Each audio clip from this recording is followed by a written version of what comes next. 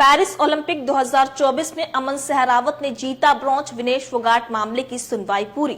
नमस्कार, मैं हूं दीपिका। 21 साल 24 दिन की उम्र में अमन सहरावत भारत के सबसे युवा ओलंपिक मेडलिस्ट बन गए हैं। शुक्रवार को अमन ने पेरिस ओलंपिक में भारत को रेसलिंग का पहला मेडल दिलाया। इसी के साथ ही अमन ने भारतीय रेसलर्स की उस विरासत को आगे बढ़ाया जिसकी नींव 1952 में केडी जाधव ने ब्रॉन्ज जीत कर रखी थी। भारतीय रेसलर्स ने लगातार 5वें ओलंपिक खेलों में मेडल जीता है। अमन ने ये जीत जोरदार अटैक और स्टेमिना से हासिल की है। पहला पॉइंट गंवाने के बाद अमन ने आक्रामक रुख अपनाया और विपक्षी को थकाया। फिर दूसरे राउंड में 7 अंक बटोरकर एक तरफा अंदाज में ब्रॉन्ज जीता। अमन ने 10 घंटे में घटाया 4.6 किलो वजन। सेमीफाइनल के बाद अमन का वजन 61.5 किलोग्राम हो गया था, जो उनकी वेट कैटेगरी 57 किलोग्राम से 4.5 किलो ज्यादा था। यहाँ सीनियर भारतीय कोच जगमंदर सिंह और वीरेंद्र दहिया के सामने ये सबसे बड़ी चुनौती थी कि सुबह होने से पहले वजन कैसे कम करें। दहिया बताते हैं कि ये एक मिशन जैसा था, क्योंकि विनेश के साथ जो हुआ उसके बाद हम एक और झटका बर्दाश्त नहीं कर सकते थे। विनेश 100 ग्राम ज्यादा होने के कारण फाइनल के लिए अयोग्य हो गई और अब कोर्ट में केस लड़ रही है। कोच वीरेंद्र दहिया का मिशन कैसे पूरा हुआ? अमन का वेट कम करते समय सेशन के बीच में नींबू और शहद के साथ गुनगुना पानी और थोड़ी सी कॉफी पीने को दी गई। फिर अमन को नींद नहीं आई और कोच वीरेंद्र दहिया ने रात भर कुश्ती के वीडियो देखे। हर घंटे अमन का वजन भी जांचते रहे।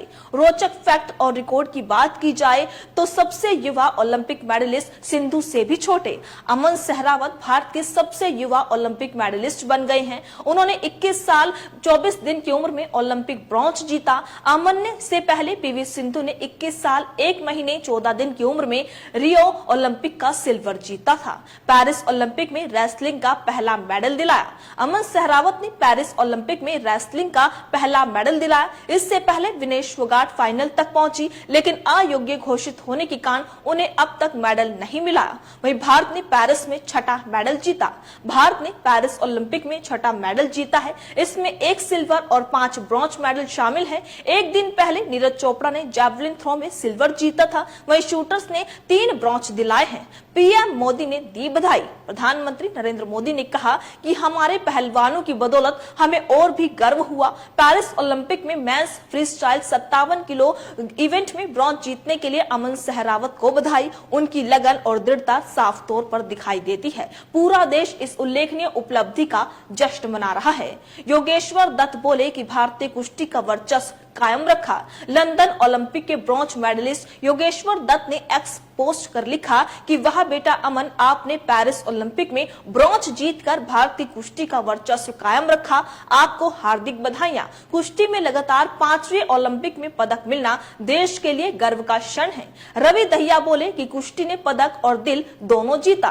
टोक्यो ओलंपिक के सिल्वर मेडलिस्ट और अमन के गुरु रवि दहिया ने लिखा कि बहुत बहुत बधाई अमन भाई, बहुत बढ़िया। कुश्ती ने पेरिस ओलंपिक में पदक और दिल दोनों जीता है। वहीं दूसरी ओर पेरिस ओलंपिक 2024 में भारत की रेसलर विनेश फोगाट के फाइनल से डिस्क्वालिफिकेशन के मामले में सीएएस में सुनवाई पूरी हो चुकी है। विनेश की संयुक्त रूप से सिल्वर मेडल दिए जाने की अपील पर शुक्रवार 9 अगस्त को सीएएस एड को डिवीजन में 3 घंटे तक सुनवाई चली। इसमें विनेश की ओर से फ्रिंज लीगल टीम ने केस पेश किया, जबकि भारतीय ओलंपिक संघ की ओर से जाने माने सीनियर एडवोकेट हरीश सावले ने केस पेश किया। अब इस मामले पर कभी भी फैसला आ सकता है। रिपोर्ट्स के मुताबिक सीएएस कभी भी शुरुआती फैसला सुना सकता है, जबकि विस्तृत फैसला बाद में आएगा। वहीं इससे पहले अलग ओलंपिक के 14वें दिन भारत के युवा रेसलर अमन सहरावत ने ब्रॉन्ज मेडल जीत लिया है। इस तरह भारत की झोली में अब 6 मेडल हो गए हैं।